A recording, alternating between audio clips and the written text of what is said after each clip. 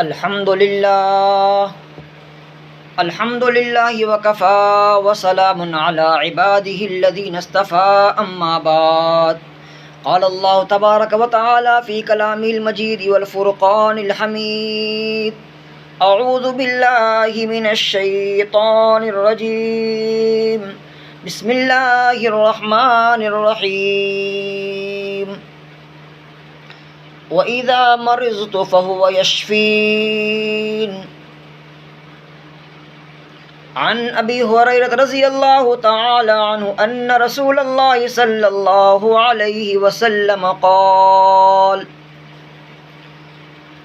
حق المسلم علی المسلم خمس رد السلام وعیادۃ المریض واتباع الجنائز وإجابة الدعوة وتشمية العاطس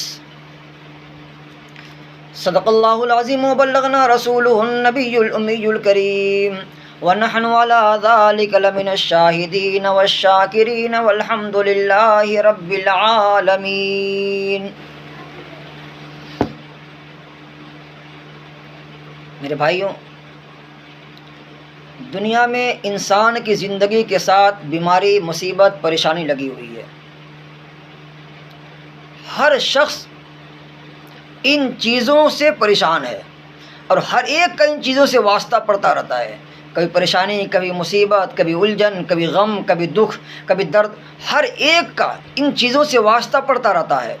لیکن اللہ رب العزت کی رحمت کا معاملہ بھی عجیب ہے کہ اس بیماری اور مصیبت میں بھی اللہ رب العزت انسان کو شکریہ اور صبر کا موقع عنایت فرماتے ہیں۔ آپ بخاری شریف جلد نمبر 2 صفحہ 843 کھولیں یا پھر مسلم شریف جلد نمبر 2 صفحہ 319 کھولیں۔ اس پر حضرت ابو سعید خدری رضی اللہ تعالیٰ عنہ کی روایت موجود ہے۔ حضرت ابو سعید خدری رضی اللہ تعالیٰ عنہ فرماتے ہیں کہ آقا مدنی صلی اللہ علیہ وسلم نے ارشاد فرمایا کہ مرد مومن کو جو بھی دکھ، درد، مصیبت، پریشانی، غم، یہاں تک کہ اگر ایک کانٹا بھی چبھتا ہے تو اللہ تعالیٰ اس کے ذریعے سے اس کے گناہ معاف کر دیتا ہے۔ اللہ اس کے ذریعے سے اس بندے کے گناہ معاف کر دیتا ہے۔ اللہ کا عجیب معاملہ ہے۔ اللہ رب العزت بندے کو گناہ بھی دیتے، بندے کے اوپر مصیبت بھی ڈالتے ہیں، پریشانی بھی ڈالتے ہیں، پھر صبر کی توفیق بھی دیتے ہیں، اور توفیق دینے کے بعد اس بندے کے اوپر جو گناہ ہوئے ہیں اس گناہوں کو صاف ستھرا بھی کر دیتے ہیں۔ یہاں ایک سوال ہے، ذرا سوال سمجھیں۔ اب ایک شخص سوال کرتا ہے، مولانا آپ ہمیں یہ بتائیں کہ اگر بڑے لوگوں کے اوپر، جو بالغ لوگ ہیں، ان کے اوپر اگر مصیبت آتی ہے، پریشانی آتی ہے، غم، درد، تکلیف ہوتی ہے تو یہ تو بات مجھے سمجھ آتی ہے کہ انہوں نے گناہ کا کام کیا ہے، اس کی وجہ سے ان کے اوپر غم، تکلیف اور مصیبت آئی ہوئی ہے۔ لیکن جو چھوٹا بچہ ہے اس نے کوئی گناہ نہیں کیا ہے، جو چھوٹا بچہ ہے کوئی گناہ نہیں کیا ہے، جانور ہے کوئی گناہ نہیں کیا ہے۔ میں سارے جانوروں کی بات نہیں کرتا، یہ جو پالتو جانور ہیں، گائے، بیل، بھینس اور بکری، یہ جو آدمی عام طور سے پالتا ہے اپنی منفعت کے لیے، تجارت کی غرض سے، میں ان کی بات کرتا ہوں کہ عام طور سے جب ان چیزوں کو آدمی پالتا ہے، ان کے اوپر اگر مصیبت آتی ہے، جانوروں کے اوپر اگر پریشانی آتی ہے، ان کو درد ہوتا ہے، تکلیف ہوتی ہے، تو یہ کون سا جرم کیے ہوئے ہیں، یہ کون سا گناہ کیے ہوئے ہیں؟ انہیں کیوں تکلیف ہوتی ہے؟ ان کے اوپر کیوں مصیبتیں آتی ہیں؟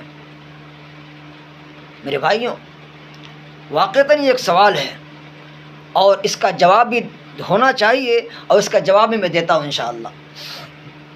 آپ ابو داؤد شریف اور مشکات کھولیں۔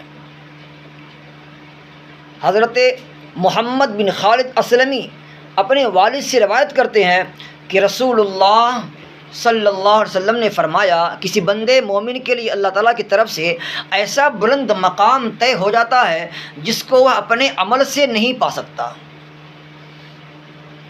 اپنے عمل سے نہیں پا سکتا۔ اور ایک چیز اور یاد رکھیں، انسان کے اوپر جو مصیبت آتی ہے، پریشانی آتی ہے، غم آتا ہے، دکھ درد ہوتا ہے، یا ایک کانٹا ہی چبھتا ہے، یہ کیوں ہوتا ہے؟ یا تو محو سیئات کے لیے ہو یا پھر رفع درجات کے لیے ہو۔ محو سیئات کا معنی ہے کہ انسان نے کوئی گناہ کیا ہے اور اس سے کوئی تکلیف آئی، کوئی مصیبت آئی، اس کے عوض میں اللہ اس گناہ کو معاف کر دیتے ہیں، یہ تو محو سیئات۔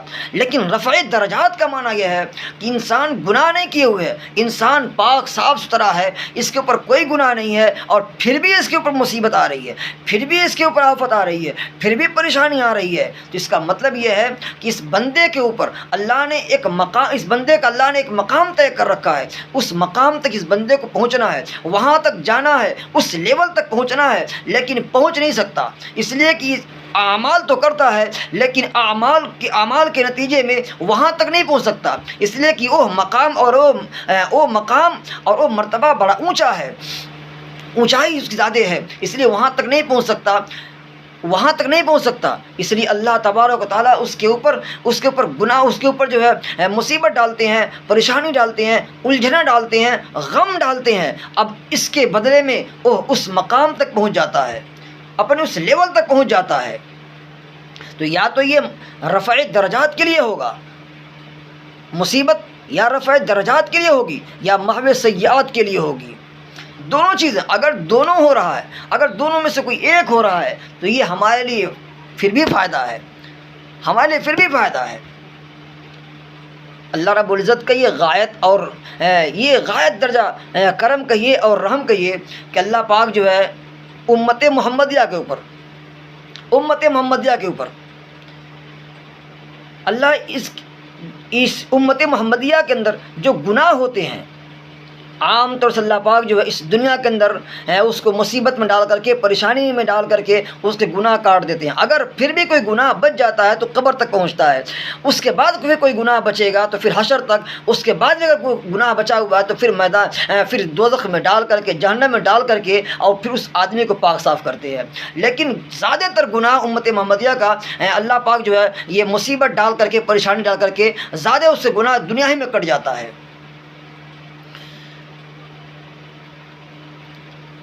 تو جو میں نے سوال اٹھایا اس کا جواب سنیں۔ اب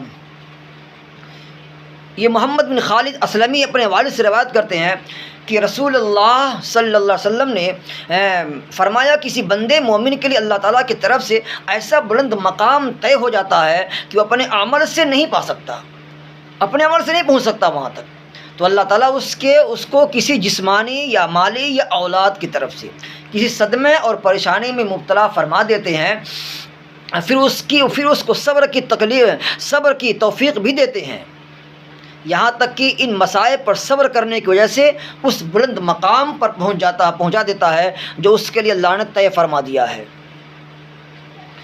اب دیکھیں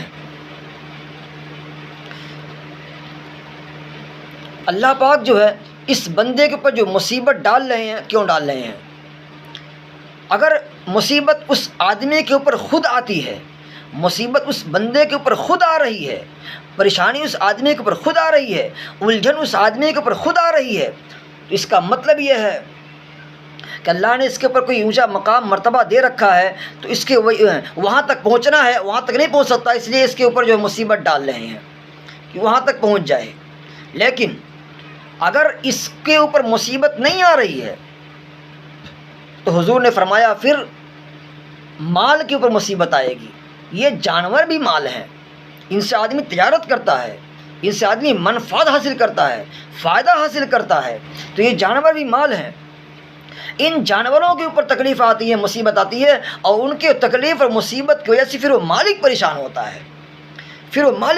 ہوتا ہے، اور اس مالک کی پریشانی کی وجہ سے اللہ پاک جتنا پریشان ہوگا، اللہ رب العزت اس مالک کے نام اعمال میں پھر نیکیاں بڑھاتے جائیں گے یہاں تک کہ وہ اپنے اس اونچے مقام تک، اس لیول تک پہنچ جائے گا جو اللہ نے اپنے طرف سے اس بندے کے لیے متعین فرما دیا ہے، وہاں تک پہنچ جائے گا۔ دو چیزیں۔ نمبر 3، یا تو پھر اولاد کے اوپر مصیبت آتی ہے.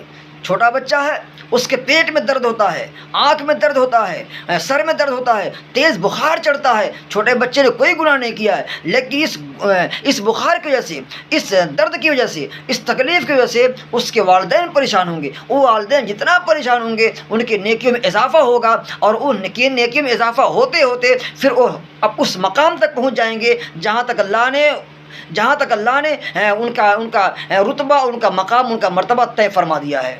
اس مقام تک پہنچیں گے. تو اللہ کے رسول نے تینوں وجہ بیان فرما دی ہے. آپ کو اگر دیکھنی ہے تو پھر ابو داؤد دیکھیں، مشکات جلد نمبر 1 صفحہ 137 پر یہ حدیث پاک مذکور ہے، وہاں بھی دیکھ لیں.